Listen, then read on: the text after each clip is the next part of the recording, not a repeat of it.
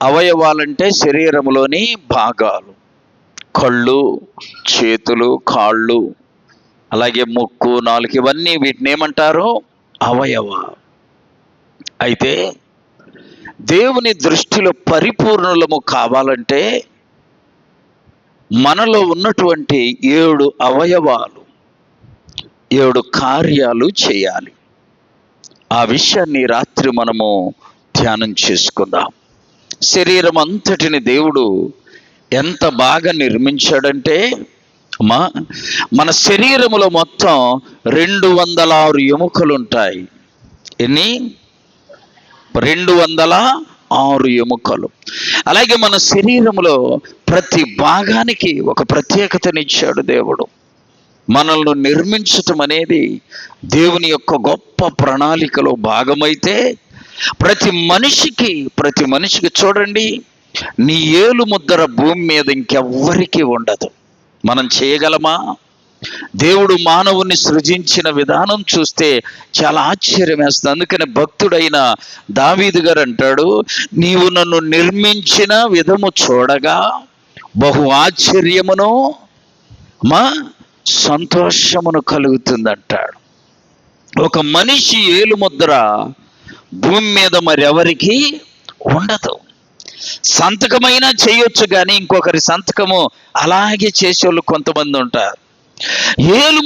ఒకరి ఏలుముద్రను దొంగిలించటం సాధ్యము కాదు. చూడండి ఎంత అద్భుతమో ప్రియులారా.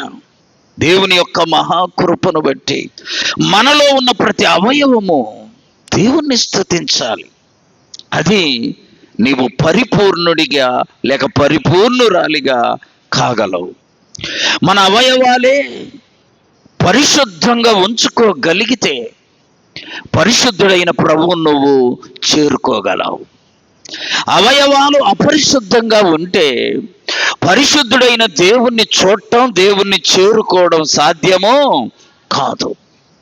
కాబట్టి ఈ రాత్రి మనం పరిపూర్ణత పొందాలంటే 7 అవయవాల గురించి, 7 అవయవాలు చేసే కార్యాల గురించి ధ్యానం చేసుకుందాం. చూడండి, మొదటగా మానవుని యొక్క అవయవాల్లో మొదటిది హృదయం. ఏంటిది? చెప్పండి అందరూ. హృదయం. హృదయము సరిగా ఉంటే ఆ మనిషి జీవితం కూడా చెప్పండి సరిగా ఉండేది. హృదయము సరిగా లేకపోతే ఆ వ్యక్తి జీవితం సరిగా ఉండదు. అందుకనే దేవుడు ఇర్మియా గ్రంథం 17వ అధ్యాయం 9వ వచనంలో హృదయము గురించి ఒక మాట చెప్పాడు. చదవండి. హృదయము అన్నిటికంటే మోసకరమైనది. చూసారా? ఈ హృదయం అంట అన్నిటికంటే ఎన్నిటికంటే? అన్నిటికంటే. కాబట్టి దానిని గ్రహింపగలిగిన వాడు ఎవడు అన్నాడు. అందుకని హృదయం హృదయం హృదయం బైబిల్ అంతటిలో నేను వెతుకుతూ వస్తా ఉన్నా, ఇప్పటికీ 27 రకాల హృదయాలు ఉన్నాయి. ఎన్ని? 27 రకాలు. ఇంకా దొరుకుతాయేమని వెతుకుతా ఉన్న బైబిల్ అంతా. చూసారా? మనిషిలో అందరం కూడా ఒక హృదయం ఉంటుంది అనుకుంటాం, కానీ ఎన్ని రకాలుంది? 27. చాలా రకాల హృదయాలు ఉన్నాయి. అందుకే దేవుడు ఈ హృదయాన్ని గురించి అంత కఠినమైన మాట వ్రాయించాడు. ఏంటా మాట? హృదయము అన్నిటికంటే మోసకరమైనది, అది ఘోరమైన వ్యాధి గలది, దానిని గ్రహింపగలిగిన వాడు ఎవడు? నిజంగా హృదయాన్ని నువ్వు సరి చేసుకుంటే నీలో ఉన్న 50% పరిశుద్ధతగా మారిపోయిద్ది. ఆమేన్.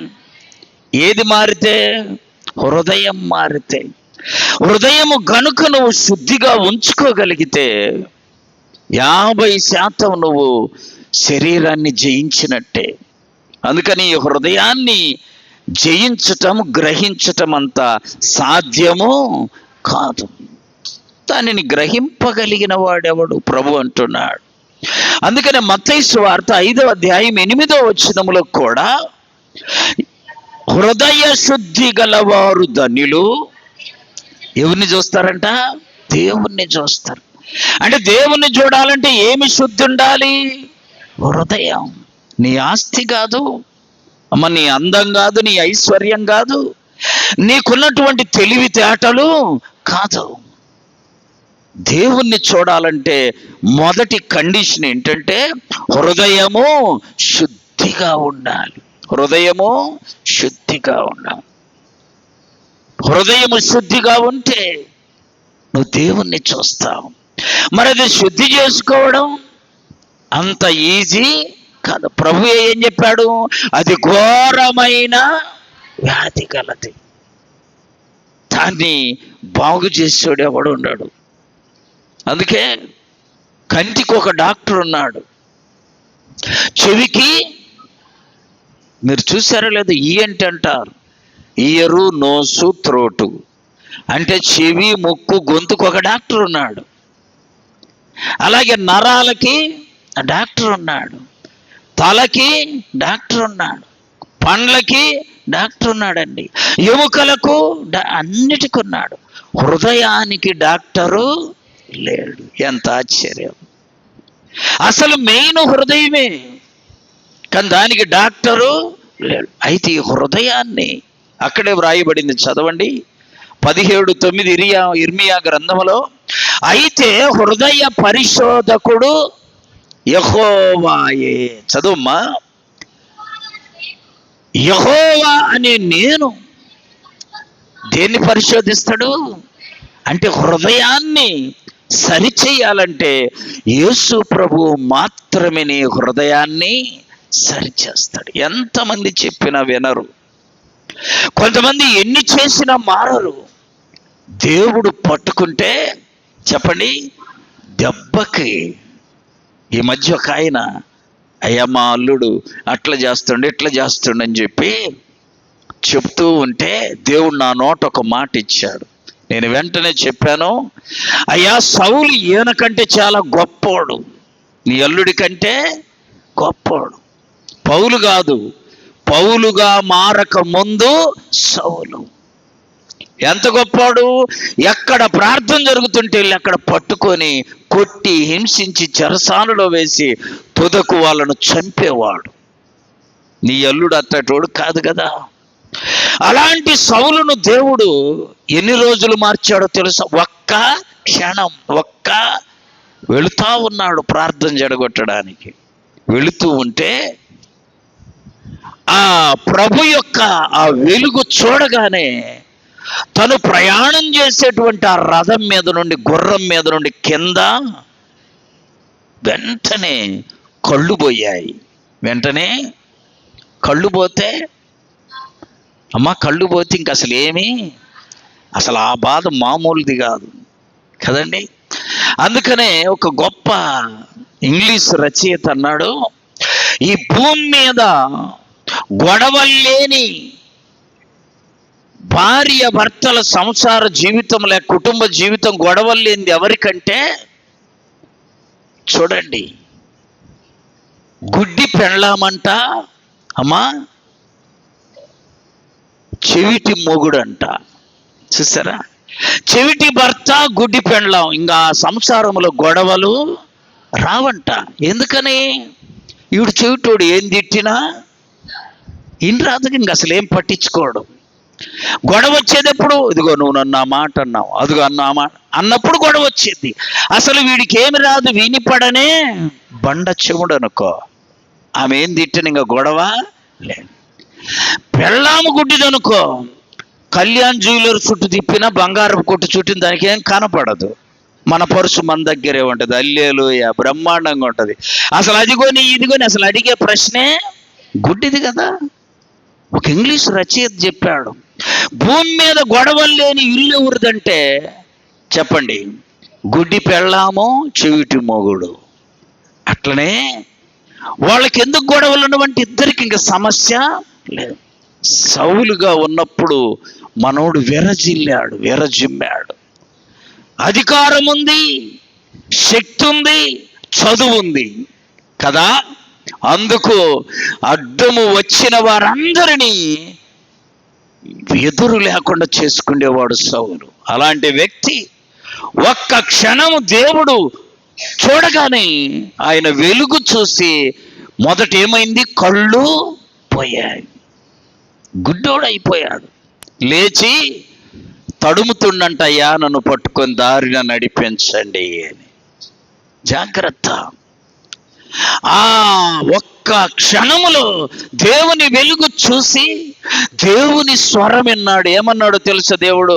సౌలా సౌలా, నీవేళ నన్ను హింసిస్తున్నావు అనగానే, ప్రభువా నువ్వెవరు అని అంటే, నీవు హింసించుచున్న యేసయ్యను. సౌలు హృదయము బ్రద్దలైపోయింది. చప్పట్లు కొట్టి ప్రభును మహింపరచాలి.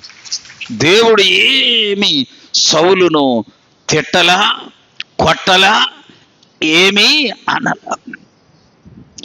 నువ్వెందుకయ్యా నన్ను హింసిస్తున్నావు అని అనగానే, ప్రభువా నువ్వెవరు? నీవు హింసించుచున్న యేసును. సౌలు హృదయము మారిపోయింది. లేచి దేవుడు చెప్పాడు, ఫలానా వీధిలో దైవజనుడు ఉన్నాడు, అక్కడికి వెళ్ళి ప్రార్థన చేయించుకో, అప్పుడు నీ కళ్ళు తెరవబడతాయి. ఇప్పుడేమయ్యాయి? మూయబడ్డాయి. ఇప్పుడేమయ్యాయి? తెరవబడతాయి. వెళ్ళాడు, ప్రార్థన చేయించుకోగానే కళ్ళు తెరవబడ్డాయి. కళ్ళు తెరవబడిన తర్వాత అంతకు ముందు ఎక్కడ ప్రార్థన జరుగుతుంటే ఆగ్గురుడయ్యాడో అక్కడికి వెళ్ళి కూర్చొని ప్రార్థన ఆలకించేవాడు అయ్యాడు. ఈ మార్పు తేవాలంటే హృదయంలో ఏ మానవునికి సాధ్యమో కాదండి. దేవుడు మాత్రమే సౌలు హృదయాన్ని మార్చాడు. వాక్యంలో వ్రాయబడింది, పౌలు గారు అక్కడి నుండి వెళ్ళిపోయే సౌలుగా ఉన్నప్పుడు 3 సంవత్సరాలు ప్రార్థన చేశాడంట. ఆమేన్. ఎన్ని సంవత్సరాలు ప్రార్థన చేశాడు? ప్రభువా ప్రభువా అని. అప్పుడు దేవుని ఆత్మ చేత సౌలుని ఏం చేశాడు? నింపాడు. దేవుని ఆత్మ చేత నింపాడు. అందుకనే యేసయ్యతో ఉన్న శిష్యులందరూ చేసిన పరిచర్య కంటే ఎక్కువ పరిచర్య చేయగలిగాడు. యేసు ప్రభుతున్నాడు, పేతురైనా, యాకోబైనా, యోహానైనా, వీళ్ళందరూ ప్రభుతో ఉన్నారు. వాళ్ళందరికంటే ఎక్కువ సేవ చేశాడు. కారణం ఏంటి? దేవుడు ఆయన హృదయాన్ని ఏం చేశాడు? పరిశుద్ధపరిచి మార్చాడు.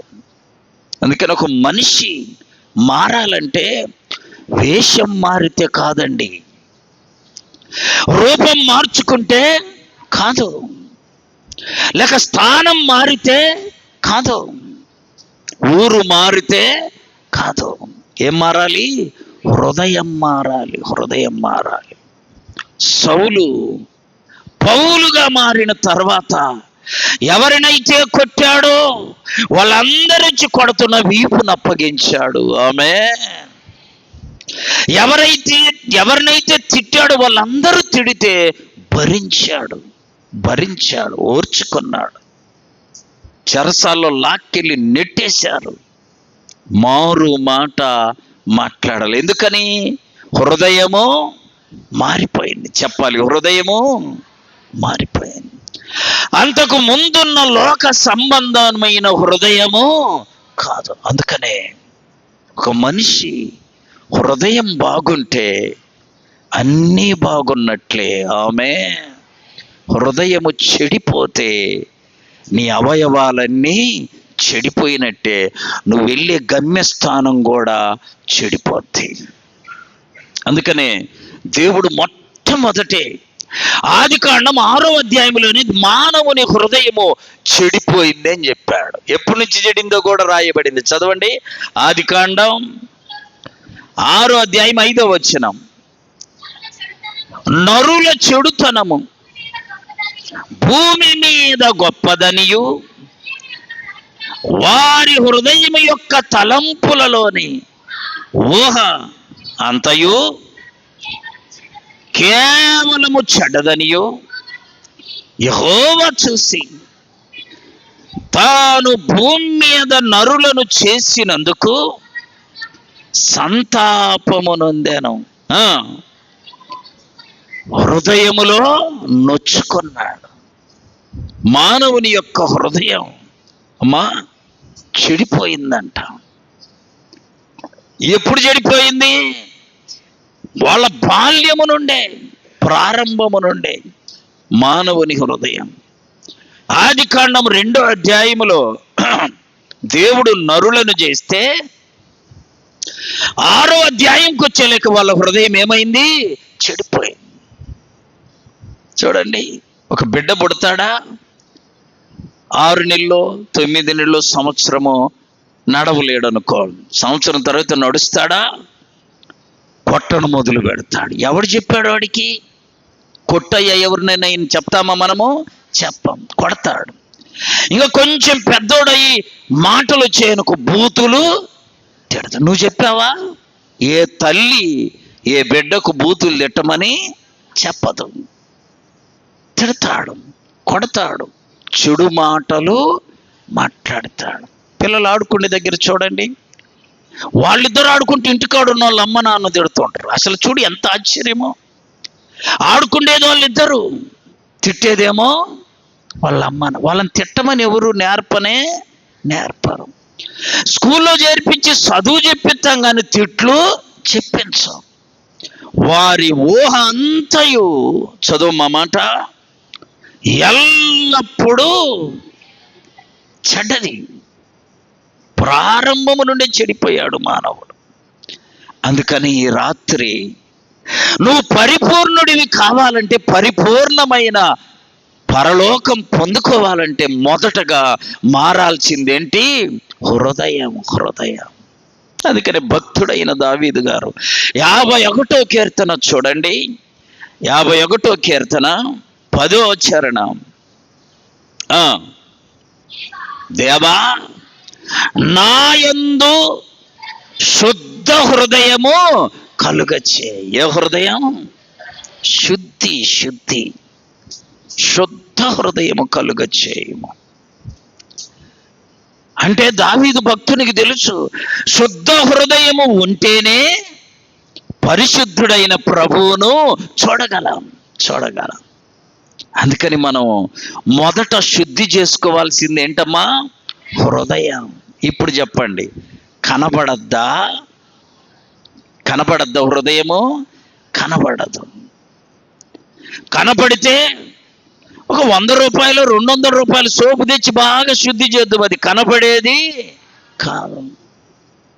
హృదయాన్ని శుద్ధి చేసుకోవాలంటే దేవుడు మాత్రమే శుద్ధి చేయగలడు. ఆమేన్.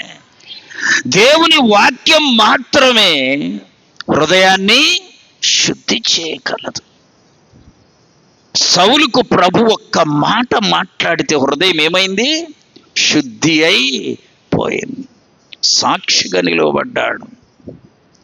కనుక ఇంకా చూడండి, వాక్యములో మత్తయి సువార్త 5వ అధ్యాయం 8వ వచనములో చదువుకున్నాం మనం. దేవుణ్ణి చూడాలంటే ఉన్న ఏకైక మార్గం హృదయాన్ని శుద్ధి చేసుకోవాలి. హృదయ శుద్ధి గలవారు ధన్యులు, వారు దేవుణ్ణి చూస్తారు ప్రియులారా.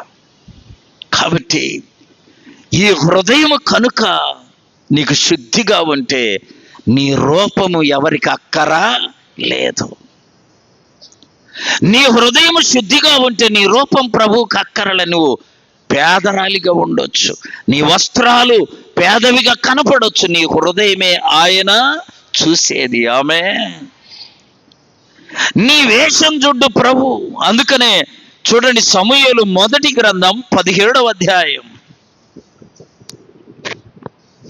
దావీదును అభిషేకించినప్పుడు దేవుడు ఒక మాట చెప్పాడు. చదువుమా, 17వ అధ్యాయము 16వ అధ్యాయం.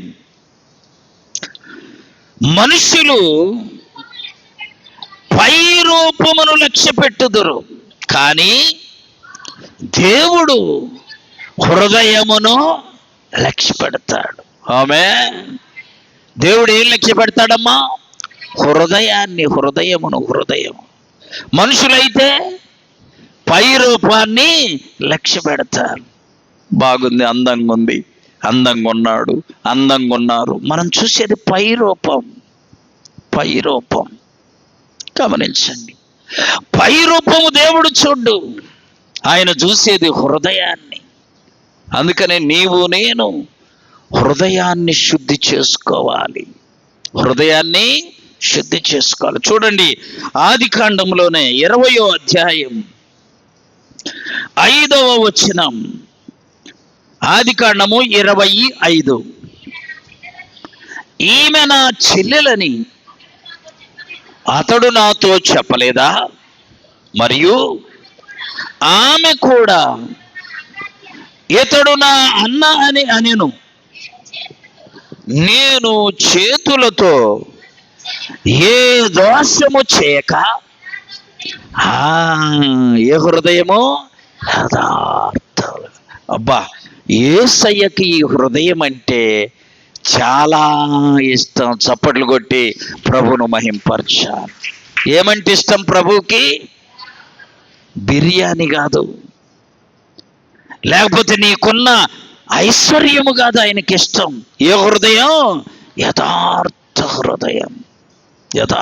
హృదయం. ఈయన అభిమెలక్ అనే రాజు, ఆయన అంటున్నాడు, అయ్యా నేను యథార్థ హృదయముతో ఈ కార్యము చేశాను. బైబిల్లో యథార్థతను గురించి ధ్యానం చేయాలంటే ఒక రోజల్లా ధ్యానించే వాక్యాలు ఉన్నాయి. యోబు గారిని గురించి రాయబడిన 4 మాటల్లో ఒక మాట యథార్థవంతుడు. ఆమేన్. ఊజు దేశమనబడిన దేశమందు యోబు అని ఒక మనుష్యుడు ఉండెను. అతడు యథార్థవంతుడు, న్యాయవంతుడు, చెడుతనమును విసర్జించిన వాడు, దేవుని యందు భయభక్తులు. 4 లక్షణాలు మనలో కనీసం ఒకటైనా ఉండాలి. రాత్రి భయముతో ప్రశ్నించుకో. యోబులో ఎన్నున్నాయి? 4 మంచి లక్షణాలు, దేవుడు మెచ్చుకునే లక్షణాలు. మనలో 4 ఉంటే సంతోషం. కనీసం చెప్పాలి, ఒక్కటైనా ఉండాలి. ధైర్యంగా నిన్ను నీవు ప్రశ్నించుకో, నాలో ఒక మంచి లక్షణం ఉందని. ధైర్యంగా నిన్ను నీవు ప్రశ్నించుకో. ఎందుకు లేచొచ్చు? ధైర్యంగా నిన్ను నీవు ప్రశ్నించుకో. ఒక్కటైన ఉండాలి మనలో. ఎన్ని? చెప్పండి అమ్మా, ఎన్ని ఉండాలి? కాదయ్య, నాలో 2 ఉన్నాయి అంటవా? నీకు 2 వందనాలు. అయ్యా 3 మంచి లక్షణాలు ఉన్నాయి, మీకు 3 వందనాలు. 4 ఉంటే మరీ ధన్యులు. ఒక్కటైన ఉండాలి. ఏముండాలో తెలుసా? నాకు తెలిసి దేవుడంటే భయము, చెప్పాలి భక్తి. న్యాయవంతుడు, యథార్థి కొద్దిగా కష్టమైన సబ్జెక్టులు. బాగా ముందుండవలసిన సబ్జెక్ట్ ఏంటో తెలుసా?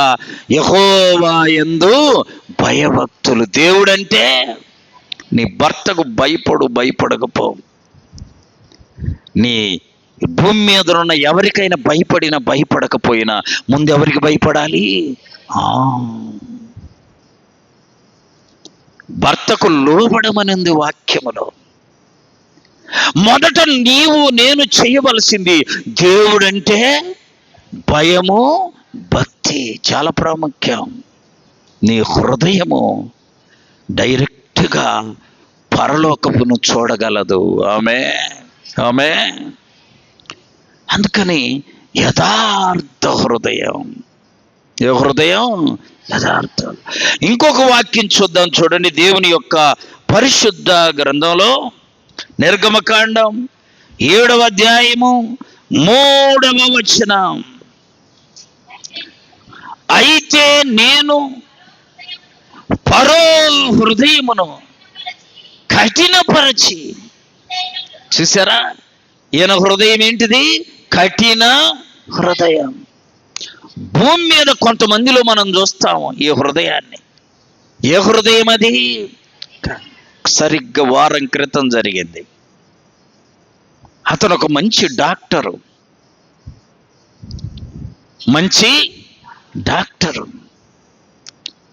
భార్య కొంచెం ఇంట్లో ఉండి ఒళ్ళు చేసింది. ఊరికి తిని ఉంటుంటే ఏమొచ్చింది? ఒళ్ళు వచ్చింది కదా. ఉదయాన్నే జిమ్కి వెళ్తానని, జిమ్ అంటే ఎక్సర్సైజులు అన్ని మిషన్లు అన్నీ ఉంటాయి. జిమ్ అంటే తెలుసు కదా, అక్కడ అన్ని మిషన్లు ఉంటాయి అన్ని ఎక్సర్సైజులు చేయడానికి. ఆ జిమ్కి వెళుతుంది. ఈయన మంచి డాక్టర్, మంచి ఆస్తిపాస్తులు ఉన్నాయి, మంచి ఆదాయము, జీతం మంచి బాగా ఉంది. ఈమె లావు తగ్గించుకోవడానికి, ఒళ్ళు తగ్గించుకోవడానికి జిమ్కి వెళ్తుందండి. వెళుతూ ఆ జిమ్ములో ఉన్న ట్రైనింగ్ ఇచ్చి అతనితో అక్రమ సంబంధం పెట్టుకుంది. ఒక నెల, 2 నెలలు, 3 నెలల కన్నా వాడేం చెప్పాడో తెలుసా?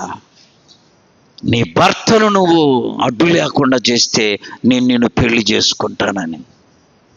ఎంత చూడండి. ఒకరోజు ఊరికెళ్ళి వస్తూ ఉంటే వీళ్ళిద్దరూ కలిసి కాపు కాసి ఇనుప రాడ్డుతో భర్తను మోదుతుందంట. తల మీద మోతుంటే అతను ఇలా చూసి అన్నాడంటమ్మా, నేను నీ భర్తను, నన్ను నువ్వు చంపడం అంటే నీ హృదయము మామూలు హృదయము కాదు, కఠిన హృదయం. ఏ హృదయం? రాడ్డుతో కొట్టేసిందంట ఇద్దరు కలిసి. వారం రోజులు హాస్పిటల్లో కోమాలో ఉండి చనిపోయాడు. వారమైంది ఈ సంఘటన జరిగి. నేను ఎందుకు చెప్తున్నానంటే, అతను 2 చేతులెత్తి దండం పెట్టాడంట. ఈ స్త్రీ హృదయము మామూలు హృదయము కాదు, కఠిన హృదయం. ఈ రోజుల్లో ఎక్కువైపోతున్నాయి ఈ కఠిన హృదయాలు. అసలు అది హృదయమేనా? అసలు మనిషేనా? చూడండి, హృదయము కఠినమైన హృదయం. బైబిల్లో రాయబడిన సందర్భం ఏంటో తెలుసా?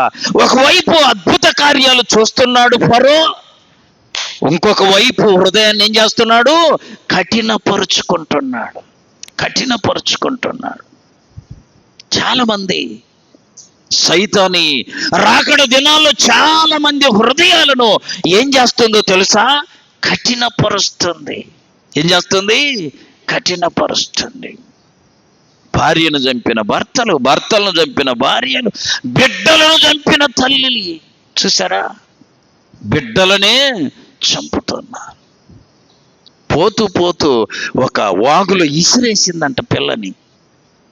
చూడండి, 9 మాసాలు మోసి కని పెంచి పెద్ద చేసి చక్కగా తిరుగుతున్న పిల్లల్ని ఏం చేస్తున్నారు? చంపుతున్నారు. ఏ హృదయం ఇది? కఠినమైన హృదయం. కఠినమైన హృదయాన్ని దేవుడు కూడా కనికరించడు, గుర్తుపెట్టుకోవాలి. ఆమె ఎంత కఠినం, అది ఎంత కఠినం. ప్రియులారా, ఫరో కూడా అలాగే కఠినస్తుడైపోయాడు. ఒకవైపు తాగేటువంటి నీళ్ళని ఎర్రగా మారిపోయాయి, తాగడానికి ఇంకా నీళ్ళే లేవు. మోషేను పిలిపించాడు, అయ్యా ప్రార్థన చెయ్యి, నీళ్లు మార్చు, మిమ్మల్ని పంపిస్తా. నీళ్లు మార్చాడు, అతని హృదయము మారనే కఠినుడయ్యాడు. ఆ కఠిన హృదయముతో 10 అద్భుత కార్యాలు చేయాల్సి వచ్చింది దేవుడు. అద్భుత కార్యం ఏంటి తెలుసా? చివరిది, ఐగుప్తీయులందరి ఇళ్లలో తొలిచూలు కుమారుడు చనిపోతాడు. ఇశ్రాయేలీయులలో ఒక్క శవము కూడా లేదు.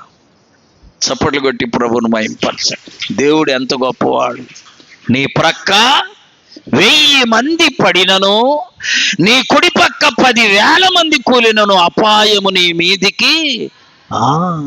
ఇది నమ్మాలి మనం. నిన్న మనకు వచ్చాడు కదా రవిబాబు గారు, ఆయనది అమలాపురం. ఆయనకున్న 2 పేర్లు చెప్పమంటావా? 2 బిరుదులు ఉన్నాయి ఆయనకు.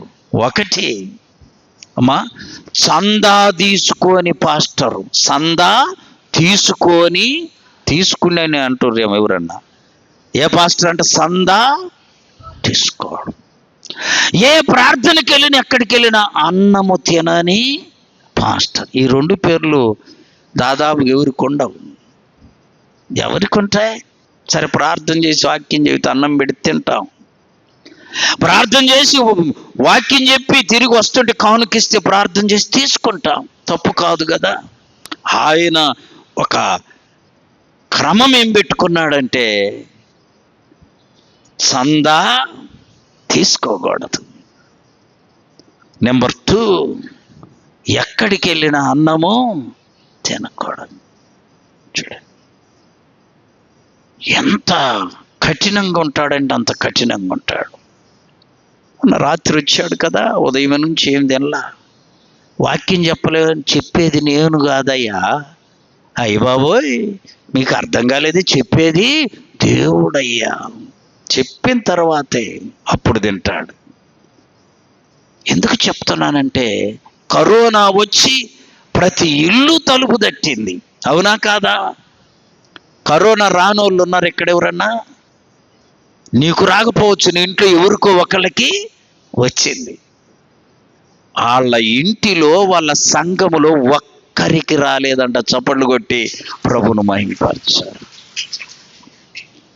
ప్రభుతో చెప్పాడంట, అయ్యా నాకు కానీ నా సంఘానికి కానీ కరోనా వస్తే నేను ఛాలెంజ్ చేయలేను.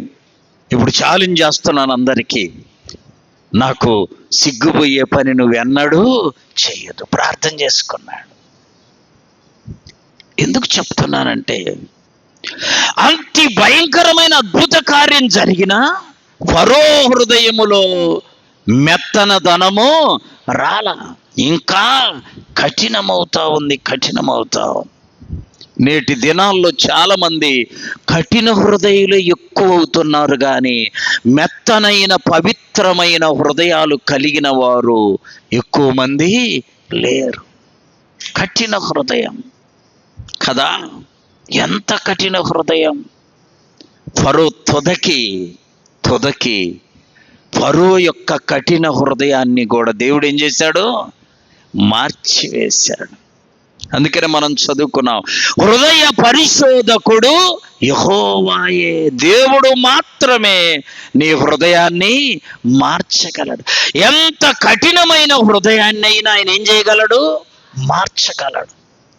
మనుష్యుల వల్ల ఏమీ కాదు, దేవుడు మాత్రమే మార్చగలడు. ప్రియులారా, ఒక సహోదరట అమ్మా బాగా ప్రార్థన చేస్తుంది, భర్త బాగా లోకములోకి వెళ్ళిపోతా ఉన్నాడు. ఈమె బాగా ప్రార్థన చేస్తుంది, భర్త ఏమో సైతాన్లో బాగా మునిగి తేలుతున్నాడు. చూడండి, ఒకరోజు ఉదయాన్నే చేపలు తీసుకొస్తా. ఈరోజు ఆదివారం నాకు చేపలు చేసి కూర చేసిన తర్వాత నువ్వు మందిరానికి వెళ్ళాలి. సహజంగా మాంసం అంత పెద్ద పని ఉండదు కదా. చేపలు అనేసరికి అమ్మా అవి తెచ్చినట్టు పాత్రలు వేసి వండేవి అట్లా వండుతారా? కుదరదు కదా. ఇతను బహు కఠినుడు అంటే ఇంకా ఆమె తట్టుకోలేక, అయ్యా తొందరగా తీసుకురా, నేను వండిన తర్వాతే మందిరానికి వెళ్తా చెప్పిందంట. ఒప్పుకుంది. వెళ్తూ తీసుకురాను. చూడండి, ఈమె బైబిల్ తీసుకొని ప్రార్థనకి వెళ్ళిద్దే, ఆ బీరువాకు తాళమేసి తాళాలు చేత పట్టుకొని పోయి వినండి, ఆ చేపలు సముద్రం నది పక్కన అమ్ముతుంటే నదిలో వేసేసాడు. ఇక ఇప్పుడు తాళము లేదు, బైబిల్ లేదు, ప్రార్థనకు వెళ్ళేది లేదు అనుకున్నాడు. చూడండి ఎంత అద్భుతం. అసలు అట్లాంటి ఆలోచన ఎవరికి రాదు. కఠినుడు కదా. సైతాన్ ఉంది కదా, ఏం చేస్తుంది? బాగా ప్రేరేపిస్తూ ఉంది. తాళమా నదిలో పడేశాడు. పడేసి ఆ నది బిడ్జి తిరిగి ఇట్లా వచ్చి, అయ్యా చేపలు కావాలి. అప్పుడే వలేసి లాగుతుండు, చేపలు పట్టి ఆయన వల వేసి లాగుతున్నాడు. ఇప్పుడు ఫ్రెష్గా వస్తున్నాయిగా, వాటర్లు ఇయ్యమన్నాడు. చేపలకు మార్కెట్కు పోతే ఫ్రెష్ తీసుకుంటామా? నిన్న మొన్న చెప్పండి. ఆడు కూడా లోకానుసారుడు కదా, లోకం యొక్క ఆలోచన ఉంది. ఫ్రెష్ చేపలు ఇవ్వమన్నాడంట. ఆ ఫ్రెష్ చేపలు అప్పుడే పట్టుకొచ్చాడు ఆయన, ఆ వలలో తీసుకొచ్చాడు. 2 చేపలు 2 కేజీలు 3 కేజీలు తూసి ఇచ్చాడు. ఇంటికి వెళ్ళాడు, ఈ చేపలాడిచ్చాడు. వీడు చేపలు ఇచ్చాడు, దాన్ని వండమంటున్నాడు, కానీ మనసు ఎక్కడుందో తెలుసా? ఎట్ల బాధ్యో ప్రార్థనకి, బైబిల్ ఎట్ట తీసుకుంటుందో, ప్రార్థనకి ఎట్టబోదు నేను చూద్దాం అనుకుంటాను. ఈ సహోదరికి ఆ విషయము తెలియదు. ఆమేన్, ప్రైజ్ ది లార్డ్, ఆమేన్. ఆ మాట చెప్తూ నవ్వుకుంటున్నాడంట మనసులో. తొందరగా చేయి, ప్రార్థనకి వెళదు, తొందరగా చేయి. వెళ్ళాలంటే ఏమి లేదు, తాళం లేదు. అలాగేనయ్యా అని ఆ 2-3 చేపలనలా బాగా పులుసంతా తీసేసి కత్తిపీట దగ్గరికి తీసుకొచ్చి కోసేసరికి మొదటి చేపలోనే ఈమె బీరువా తాళాలు ఉన్నాయి. చప్పట్లు కొట్టి ప్రభువును మహింపరచు. ఎంత అద్భుతం! ఇదేంటి తాళాలు ఏడున్నాయే? అరే మా తాళాలేనే, అచ్చమో మా తాళాలు. సరే, ఇటు సంగతి తర్వాత చూద్దాం. బొడ్లో పెట్టుకుంది, చేపలు ఫ్రెష్గా చేసింది, కూర చేసింది. ఆ తర్వాత మనోడికి చెప్పింది, అయ్యే కూర అంతా రెడీ అయింది, నువ్వు భోంచేయి, నీకు కొంచెం ఆలస్యమైన పర్లేదు అని త్వరగా వెళ్ళి స్నానం చేసింది. త్వరగా వచ్చింది, తన బొడ్డులో పెట్టుకుందే తాళాలు. వాటిని ముందు చూడకుండా తర్వాత వెళ్ళి తాళాలు ఉన్న ప్లేస్ ఎతికితే తాళాలు అవే ఇవి. సరే, ఇప్పుడు ఇవన్నీ ఆలోచించే సమయము అయిపోతుందని త్వరగా స్నానం చేసి బైబిల్ తీసుకొని ప్రార్థనకి వెళ్ళిపోయింది. మనోడికి ఫీజులు మాడిపోయాయి. నదిలో పడేత్తినే ఎట్లొచ్చాయి? నదిలో కదా నేనేసింది. అద్భుతం ప్రియులారా. తిరిగి ఆమె వచ్చే వరకు అన్నము తినలా. రాగానయ్యా అన్నం తిన్నావా? తినలా. ఏమైందయ్యా? ఉండు, పెద్ద సంగతి చెప్పాలి. ఏం జరిగిందయ్యా? మనోడు ఆమె ఎల్లనిచ్చి తాళాలు పరిశీలన చేశాడు. ఇవేనా కాదా? ఇవే తాళాలు. ఏ తాళాలు ఇంట నుండ దేశకపోయి నదిలో పడేశాడో అదే తాళాలు ఇవి. అప్పుడు వచ్చి ఆమె త్వరగా అన్ని సిద్ధపరిచి భోజనానికి అని ఆమె దగ్గరికి వెళ్ళి మోకరిల్లాడంట. చప్పట్లు కొట్టి ప్రభువును మహింపరచు. మోకరిల్లమ్మా, నువ్వు సామాన్యమైన స్త్రీవి కాదు, నీ భక్తి గొప్పది. నిన్ను ప్రార్థనకు జడగొట్టాలనే నేను ఈ తాళాలు తీసి ఆ చెరువులో పడేశానే. ఆ చెరువులో తాళాలు నీ దేవుడు ఏం చేశాడో తెలుసా? ఏ చేపను నేను కొన్నానో ఆ చేప కడుపులోకే తెచ్చాడు. నువ్వు మరలా చేపలు కోసినప్పుడు అందులో నుండి తాళాలు తీసుకున్నావు. ఈమె కూడా మోకరిల్లి ప్రభువానికి స్తోత్రమని దేవుని వందనాలు చెల్లిస్తుంది. ఆ రోజు అతని గుండె హృదయము పగిలిపోయిందట, కరిగిపోయిందట. ఇంకెప్పుడు ఆమెను ప్రార్థనకు వద్దనలా, లోక సంబంధమైన విషయాల్లోకి వెళ్ళలా. ఆమెతో కలిసి దేవుని సన్నిధికి వచ్చాడు. చప్పట్లు కొట్టి ప్రభువును మహింపరచాలి. అందుకనే మనము మా మేలుతోటే కీడును చెప్పాలి, జయించాలి. ఆమేన్. నువ్వు వస్తావా రావా ప్రార్థనకని గొడవ పెట్టుకుంటే అయ్యేది, నువ్వు కూడా ఆగమంటాడు. దేవుని యొక్క మహాకృప చూశాడు, కన్నులారా చూసి అప్పుడు ప్రభువులోకి వచ్చాడు, అప్పుడు ప్రభువును మహింపరిచాడు, అప్పుడు ప్రభు బిడ్డగా మారాడు. అద్భుతం. ఎక్కడికి వెళ్ళిన సాక్ష్యం చెబుతాడంట, అయ్యా తాళాలు తీసి చెరువులో వేసా.